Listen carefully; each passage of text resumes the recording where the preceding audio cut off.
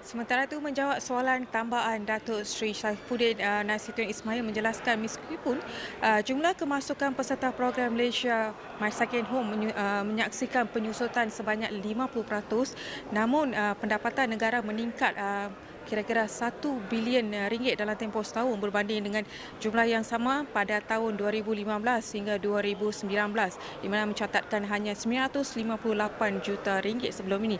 Dan katanya apa yang penting sebenarnya bukan bukan kuantiti, sebaliknya kualiti yang direkodkan, itu yang disaksikan oleh Malaysia dalam program Malaysia My Second Home setakat ini. Dan beralih kepada soalan-soalan lain, turut mencuri tumpuan adalah soalan yang dibangkitkan oleh Koh Poi Tiong, Ahli Parlimen Kota Melaka, yang meminta Menteri Sains, Teknologi dan Inovasi untuk menyatakan asas-asas rayuan yang telah dikemukakan oleh Liners Malaysia Sendirian Berhad terhadap tema lisens operasi yang telah dipersetujui mereka sebelum ini, dan mengenai keputusan kementerian dan rasional terhadap rayuan tersebut. Dan satu lagi soalan yang turut menjadi yang turut dibangkitkan adalah soalan daripada Vivian Wong Shiri, Ahli Parlimen Sandakan, yang meminta Menteri Pertanian dan Keterjaminan Makanan untuk menyatakan langkah yang diambil oleh kementerian untuk menambah baik kedudukan Indeks Sekuriti Makanan Global GFSI Malaysia untuk memastikan bekalan makanan seperti gula, telur dan beras mencukupi untuk memenuhi permintaan rakyat Malaysia. Dan sementara itu, mesyuarat jawatan kuasa peringkat tertinggi pembangunan sukan bersetuju untuk meneruskan 7 agenda nasional sebagai langkah pertama untuk membawa pembaruan dalam mencukil bakat baru untuk memperbaiki prestasi sukan Malaysia. Dan Menteri Belia dan Sukan Hana Yeo sebentar tadi dalam satu sidang media khas berkata selaras dengan tujuan itu, 3 sukan iaitu sukan rendang, olahraga dan juga sukan tempur akan diberikan fokus. Dan kita dengarkan apa yang dikatakan oleh beliau dalam sidang media sebentar tadi. Silakan. Pertama adalah kerajaan bersetuju untuk mengklasifikasikan sukan tempur sebagai satu aktiviti sukan berbanding sebagai aktiviti badan beruniform sebelum ini, seperti yang termaktub di dalam jadual pertama Akta Pembangunan Sukan. Sukan tempur yang kita maksudkan adalah seperti taekwondo, wushu, semua ini sekarang dikategorikan sebagai badan beruniform, tetapi mulai hari ini penyelarasan akan berlaku di mana mereka akan dikategorikan sebagai sukan. Okey. Yang keduanya adalah untuk menggalakkan pewujudan kelab-kelab renang dan olahraga di sekolah-sekolah yang mempunyai potensi. Okey. Bagi menarik minat pelajar menceburi bidang sukan di samping mencungkil bakat-bakat baru di peringkat akar umbi. Jadi sekolah-sekolah yang mempunyai fasiliti ataupun berdekatan dengan fasiliti ini, mereka digalakkan untuk mewujudkan kelab olahraga dan kelab renang.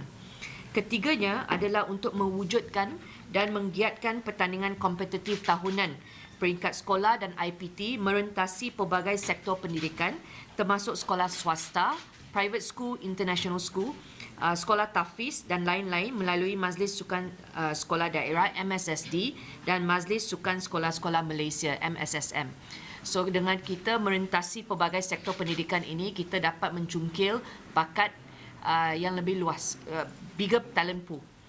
Keempat, KBS melalui Jabatan Belia dan Sukan Negara akan mengaktifkan semula pelaksanaan program promosi dan aktiviti rakan aktif, rakan muda di sekolah-sekolah.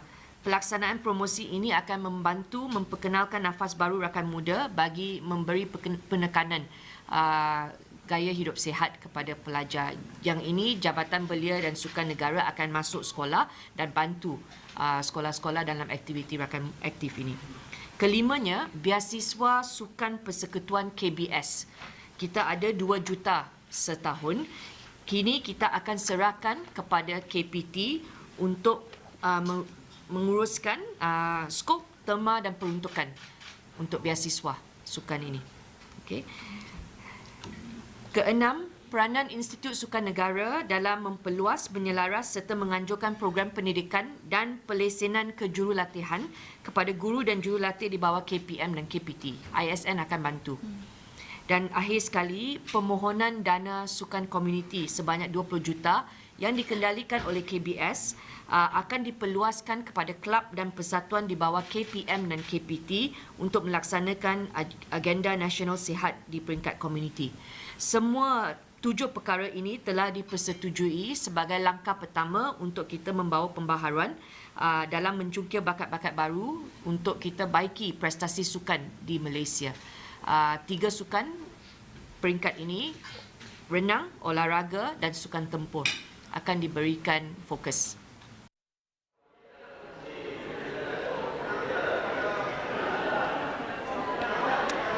Dan persidangan hari ini akan disambung semula dengan perbahasan berkenaan laporan Ketua Audit Negara 2021 bagi bacaan kedua rang Undang-Undang Suruhanjaya Korporasi Malaysia bagi pindaan 2023. Pun begitu, isu ini semalam mencetus kekecohan apabila